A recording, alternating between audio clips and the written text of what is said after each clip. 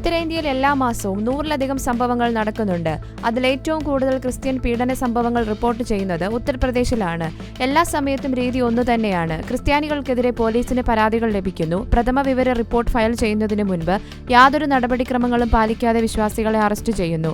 2024 ഫെബ്രുവരിയിൽ ഉത്തർപ്രദേശിലെ ഒരു പാസ്റ്ററുടെ വീട്ടിൽ പോലീസ് എത്തിയപ്പോൾ അവർ ആദ്യം ചോദിച്ച ചോദ്യം നിങ്ങൾ ഏത് മതത്തിൽപ്പെട്ടയാളാണെന്നായിരുന്നു.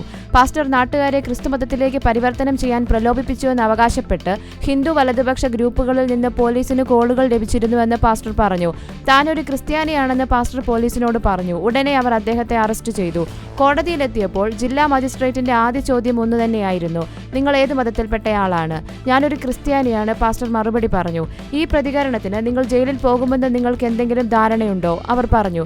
ജാമ്യത്തിൽ പുറത്തിറങ്ങുന്നതുവരെ പാസ്റ്റർ 6 മാസം ജയിലിൽ കിടന്നു. ഉത്തർപ്രദേശിലെ മതപരിവർത്തന വിരുദ്ധ നിയമപ്രകാരം കുറ്റം ചുമത്തി അദ്ദേഹം നിലവിൽ വിചാരണ നേരിടുകയാണ്. 2024 ഇന്ത്യയിൽ ക്രിസ്ത്യാനികൾക്കെതിരെ നടന്ന 640 സ്ഥിരീകരിച്ച ആക്രമണങ്ങളിലൊന്നാണ് പാസ്റ്ററുടെ അറസ്റ്റ്. ഒരു വർഷം മുമ്പുള്ളതിനേക്കാൾ 6.5% വർധനവാണ് ഈ സംഖ്യ. ഭരണകക്ഷിയായ ഭാരതീയ ജനതാ പാർട്ടിയുടെയും സ്വാധീനമുള്ള ഹിന്ദു ദേശീയവാദ ഗ്രൂപ്പുകളുടെയും പിന്തുണയോടെ രാജ്യത്ത് ഹിന്ദു തീവ്രവാദം വ്യാപിക്കുന്നതോടെ ക്രിസ്ത്യൻ വിരുദ്ധ അന്തരീക്ഷം വർദ്ധിച്ചു. ക്രിസ്ത്യാനികളെ അടിച്ചമർത്താൻ ഈ ഗ്രൂപ്പുകൾ മതപരിവർത്തന വിരുദ്ധ നിയമങ്ങൾ കൂടുതലായി ഉപയോഗിക്കുന്നു. ഇതെല്ലാം കണ്ടിട്ടും ഉത്തർപ്രദേശിലെ പാസ്റ്റർ തന്റെ വിശ്വാസത്തിൽ ഉറച്ചു നിൽക്കുന്നു. എന്റെ വിശ്വാസം എനിക്ക് ഉപേക്ഷിക്കാൻ കഴിയില്ല, അദ്ദേഹം പറയുന്നു.